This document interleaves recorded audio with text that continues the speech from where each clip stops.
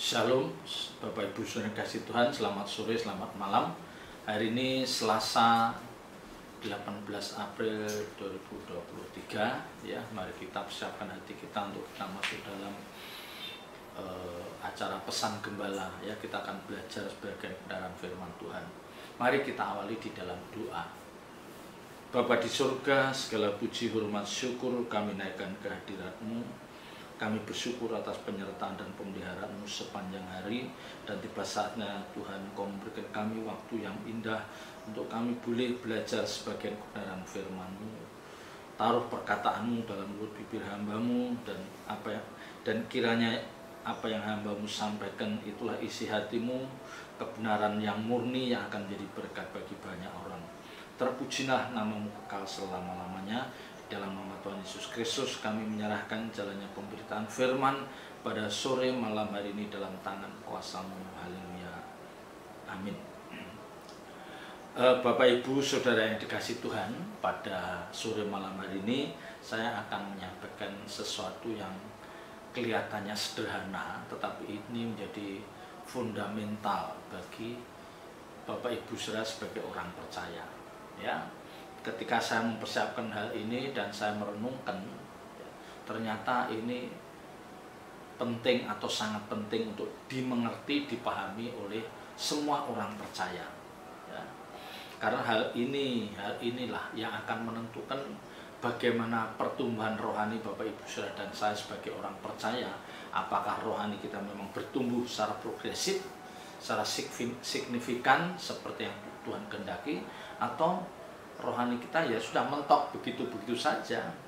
Dan ini ditandai oleh kehidupan orang seperti ini tidak akan memberkati banyak orang ya. Dan orang juga tidak melihat bahwa sosok ini adalah sebagai orang yang dipakai Tuhan ya, menjadi alat kemuliaan bagi Tuhan. Tidak, orang tidak melihat hal itu ya. Jadi ini saya rasa penting.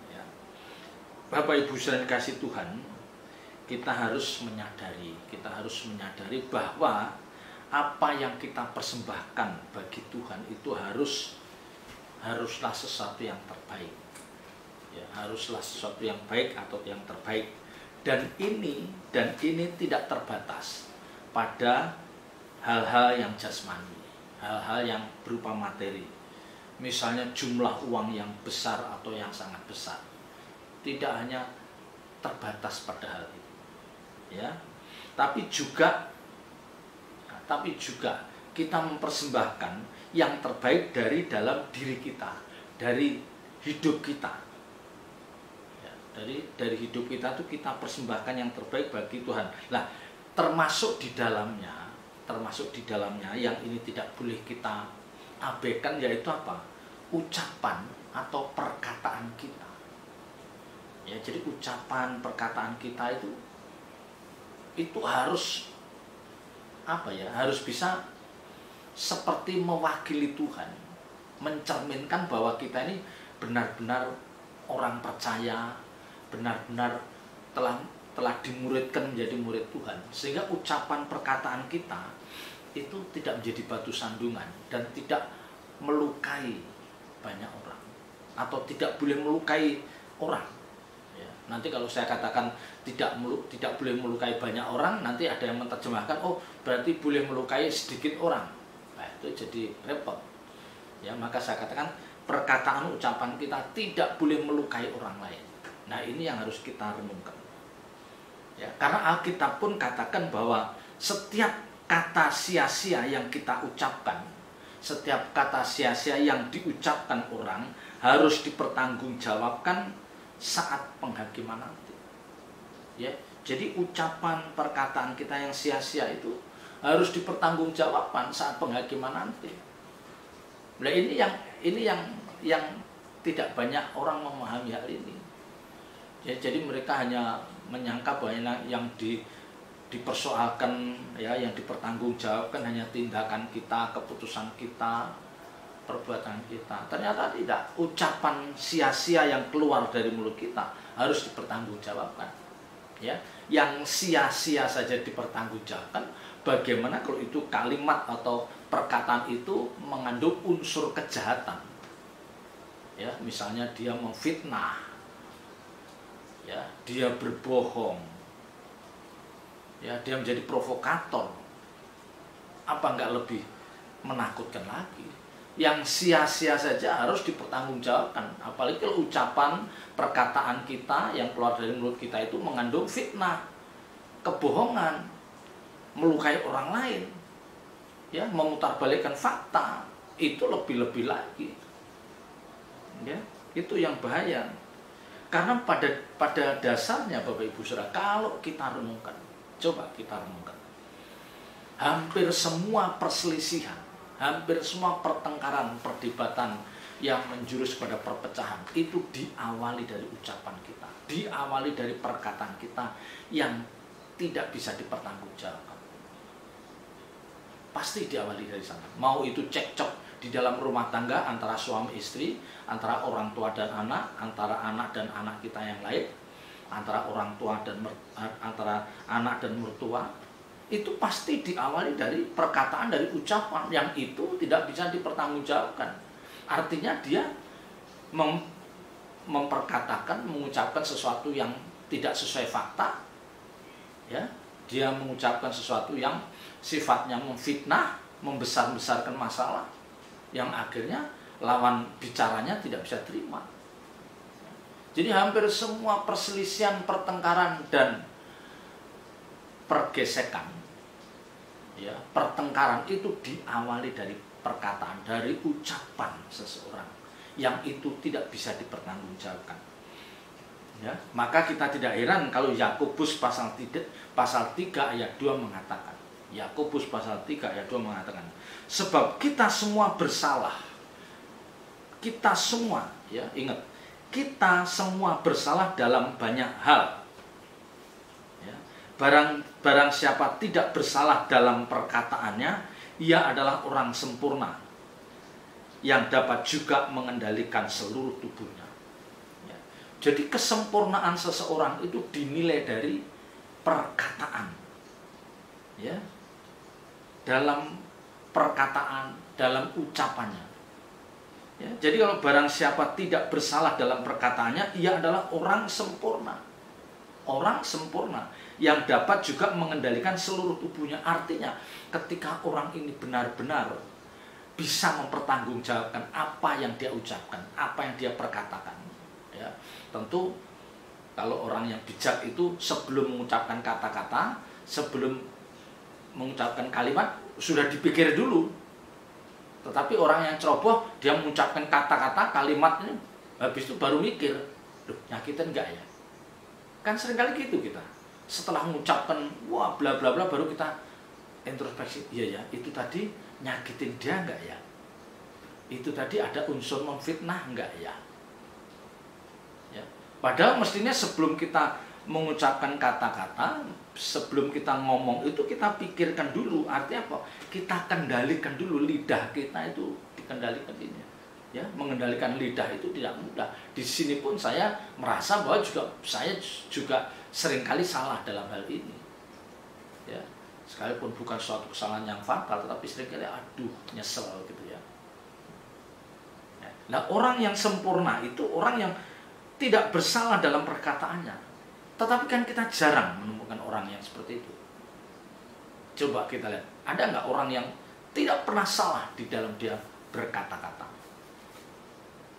Tidak mungkin, pasti. Ya mungkin yang dia ucapkan mungkin bisa benar, tetapi dengan sikap hati yang tidak baik. Mungkin yang diucapkan dia benar, tetapi dengan emosi yang meledak. Ya, dengan wajah yang jutek, yang akhirnya melukai orang lain. Ya, ini Bapak Ibu Saudara. Ya, jadi ini yang di depan saya katakan kelihatannya sederhana, tetapi ini penting Bapak Ibu Saudara. Ya, jadi betapa pentingnya Bapak Ibu Saudara dan saya menjaga ucapan, perkataan kita. Karena kalau itu salah, itu bisa seperti apa? Memicu perselisihan di dalam komunitas itu. Misalnya di dalam rumah tangga kita yang paling kecil, komunitas yang paling kecil itu di rumah tangga kita. Suami, istri, anak, ya, atau di dalam rumah itu mungkin ada orang tua, ada mertua.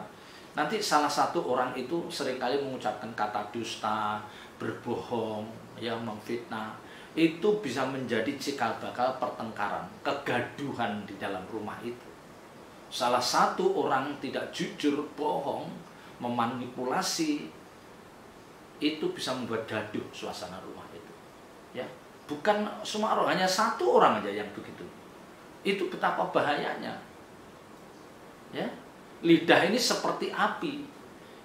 Ya, sekalipun kecil dia bisa membakar hutan belantara itu. Lidah itu sekalipun kecil dia bisa memporak-porandakan, ya, bisa memporak-porandakan keadaan yang tenang, yang nyaman, yang damai itu karena omongan kita bisa jadi huru-hara besar.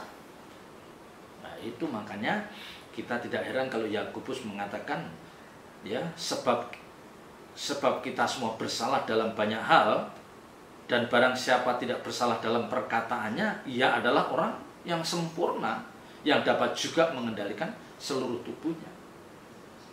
Ya, ini Bapak Ibu yang harus kita pahami.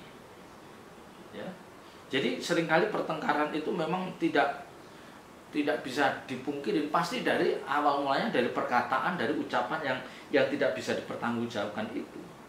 Ya, yang seringkali itu bisa mengintimidasi, memprovokasi orang lain. Nah, kita yang mengerti kebenaran, kita harus bisa mengendalikan diri kita. Ya, maka buah-buah roh, ya, buah-buah roh itu salah satunya yang penting itu ya, apa? Yang salah satu yang penting itu adalah pengendalian diri. Ya. Jadi kalau di dalam komunitas itu, dalam keluarga itu sudah bawaannya pengen berselisih, ya, pengen cekcok, wah, pengen gaduh. Kalau banyak orang yang bisa menahan, bisa mengendalikan diri, itu nanti tidak membesar perselisihan itu.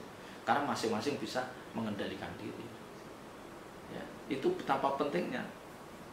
Ya, karena situasi ya, kondisi kita di kantor yang kondisi seperti itu, terus di rumah lihat kondisi juga seperti itu, ini dah seperti disiram bensin aja. Yang dari kantor bawaannya sudah pengen marah, suntuk, di rumah juga begitu, ya, kondisinya tidak kondusif, banyak masalah, udah jadi tidak bisa mengendalikan diri, udah akhirnya apa?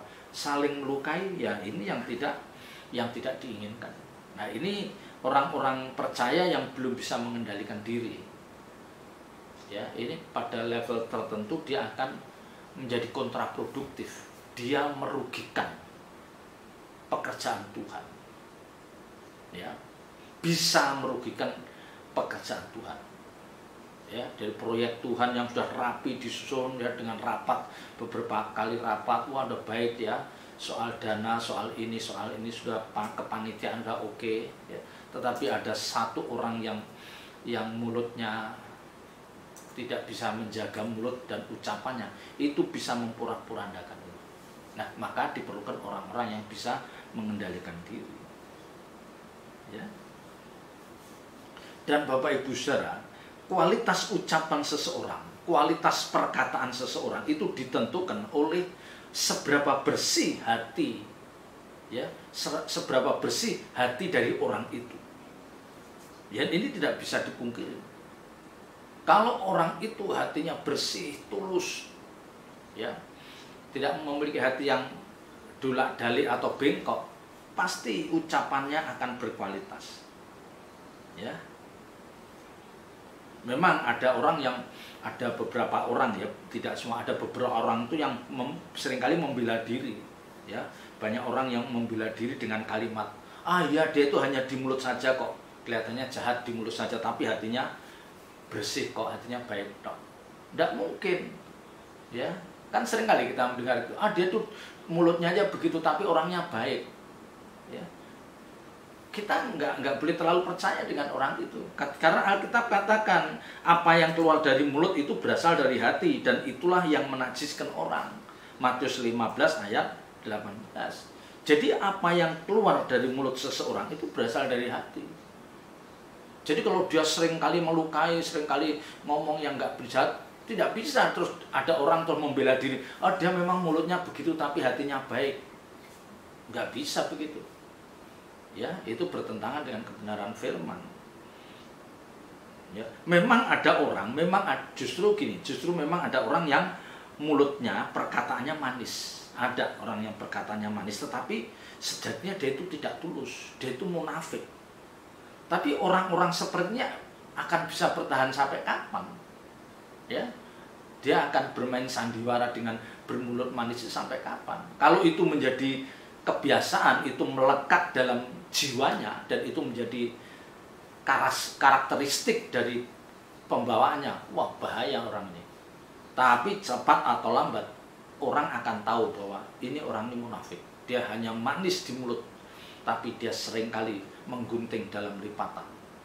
Orang pasti tahu, ya, orang pasti tahu. Apalagi kalau dia ada di tengah-tengah orang-orang yang rohani.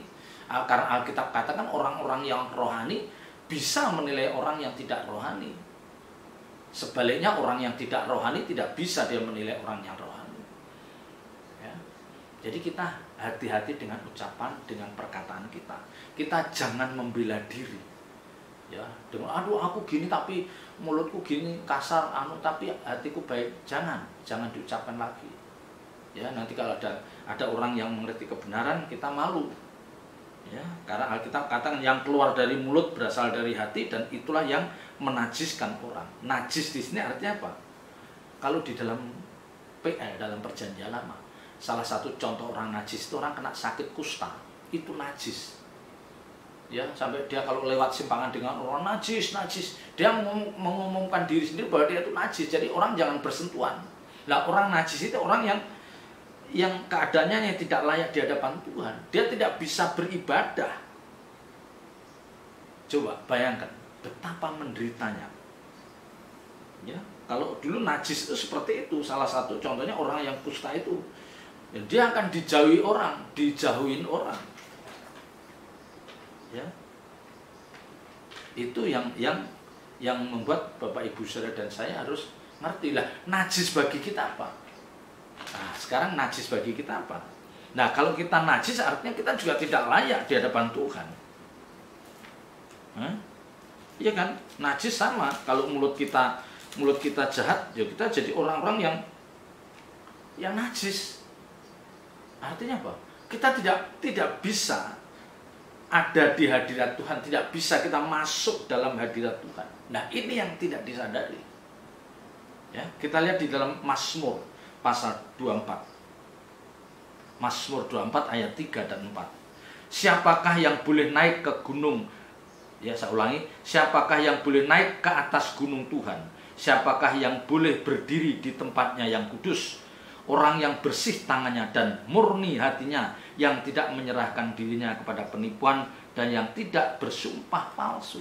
Orang yang murni hatinya, yang boleh berdiri di tempat kudusnya, yang boleh naik ke gunung Tuhan. Jadi artinya ketika orang percaya itu tidak punya nurani yang bersih, hati yang bersih, hati yang tulus, dipersoalkan oleh Tuhan. Kamu tidak layak. Ya, kamu mau menghampiri tahta suci Tuhan tidak bisa. Kamu harus bersihkan hati dulu. Ya, memang kita tidak mungkin bisa benar-benar bersih, tetapi paling tidak kita sudah berjuang bagaimana kita melupakan, ya, sudah menyingkirkan segala cacat celah di dalam hati kita. Akar kepahitan kita buang, ya. Dendam-dendam kita terhadap orang lain kita buang. Ingatan kita yang selalu ingat akan perlakuan orang lain terhadap kita yang menyakitkan, itu kita buang, kita lupakan. Dan memang itu tidak mudah. Itu tidak mudah, ya. Itu tidak mudah. Saya tidak mengatakan itu mudah, tidak mudah, tetapi itu memang tuntutan. Ya. Siapa yang boleh naik ke gunung Tuhan, siapa yang boleh berdiri di tempatnya yang kudus? Orang-orang yang murni hatinya, orang yang bersih tangannya, artinya orang yang tindakannya itu tidak jahat, perbuatan tangannya tidak jahat, ya, perbuatan tangannya tidak jahat. Tetapi bukan itu saja, bukan hanya perbuatan, tetapi murni hatinya di dalam diri orang itu benar-benar Tuhan menemukan orang ini tulus, ya, orang ini tulus, dia begitu mudah melupakan kesalahan orang lain, dia begitu mudah mengampuni orang lain, ya, dia begitu mudah bisa menerima kelemahan orang lain. Yang ini yang sering kali saya katakan, ya, tapi saya tidak bosan-bosan mengatakan hal ini karena ini memang penting, karena dipersoalkan oleh Tuhan. Dan inilah kelemahan banyak kelemahan yang sering, ya, yang banyak terjadi di antara kita. Bahkan para hamba-hamba Tuhan pun bisa begitu. Yang pernah saya katakan, belum tentu mereka sesama hamba Tuhan itu bisa duduk berdampingan, bisa satu kamar, belum tentu, ya, belum tentu. Coba kalau kita tanya alasannya apa,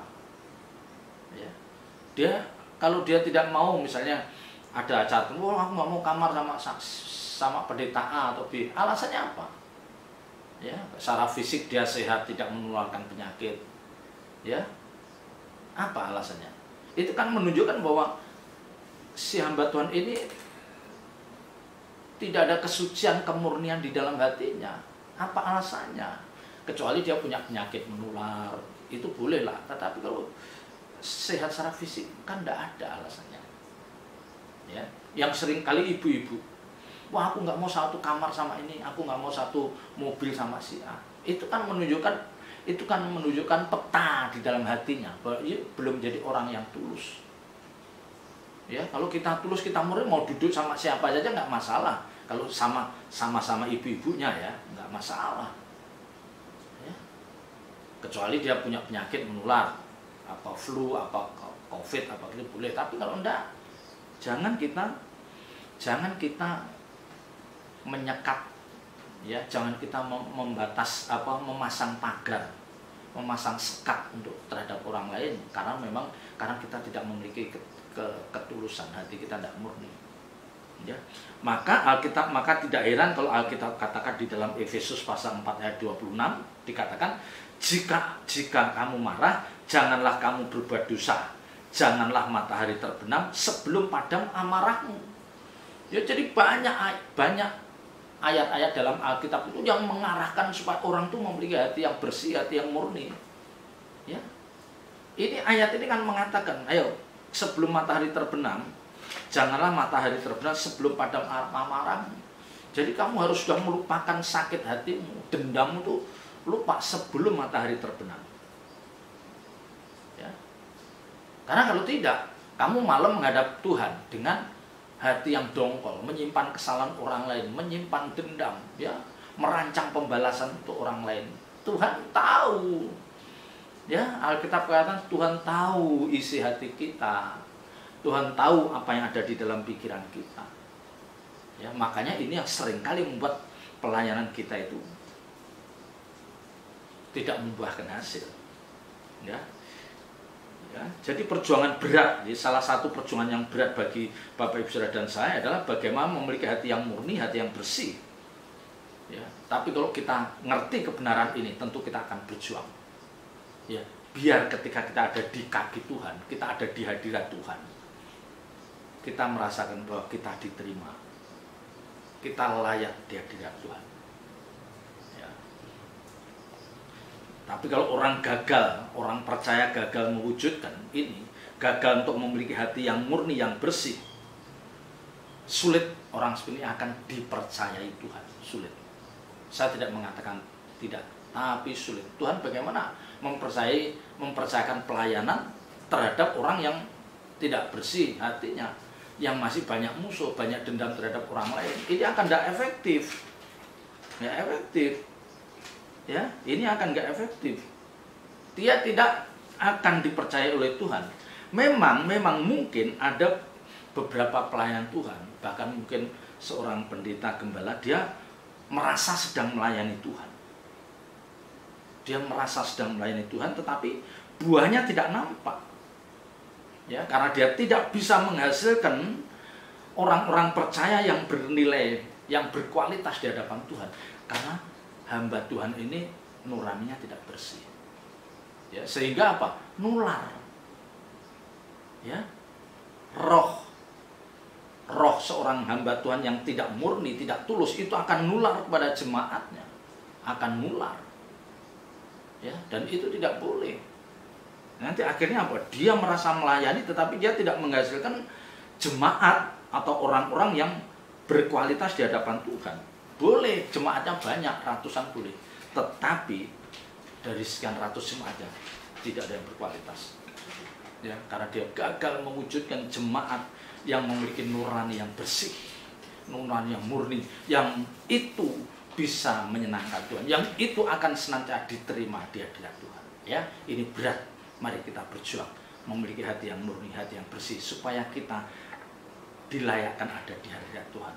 Selamat berjuang. Mari kita berdoa. Bapa, meteraikan firman dalam setiap hati kami dan ajar kami melakukannya. Roh Kudus berikan kami kekuatan, kesanggupan untuk mewujudkan kerinduan kami ini. Dalam nama Tuhan Yesus Kristus kami berdoa dan mengucap syukur. Haleluya.